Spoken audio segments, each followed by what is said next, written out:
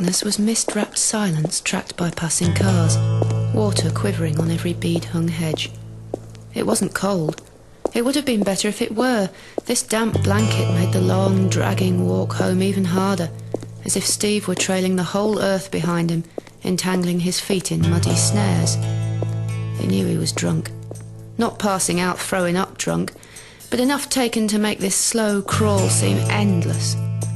He left the car at the pub, not from any particular sense of responsibility, but because suddenly the whole thing, his whole life and its trappings, seemed a burden he no longer wanted.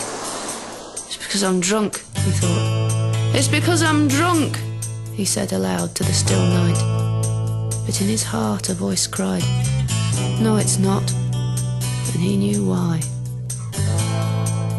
It had been one of those evenings threaded by the promise of a party.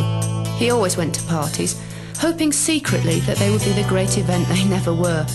But it was just another fat girl sobbing on his shoulder while her fiancé thrashed and grunted in a bedroom with a doll who wouldn't take off her white stilettos. He knew that because he'd had her too. This was a small town. Girls always cried on him though, because he was so reliable looking. And he honestly didn't mind that much. He liked women, and felt sorry for this one, humiliated in public by a selfish boy. There'd be a fight later. It was a sour odour brewing on the air. Oh, he could smell it. And so was about to leave for pastures new when Joe came in. Joe was lashed as usual, his great handsome head swinging from side to side like a bull searching for the matador. And he was in fine voice, his loud laughter killing the tinny music.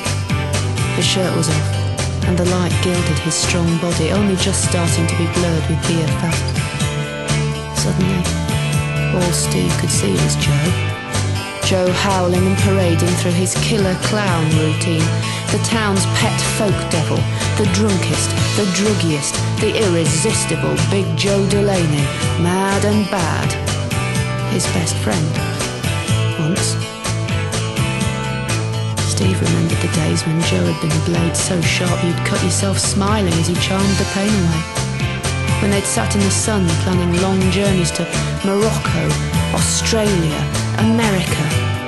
They were going to be heroes. Pirates returning home in triumph with the golden dust of adventure glittering on them. And he'd gone. Gone to that kibbutz. Gone alone after listening to Joe's excuses. Oh, no money.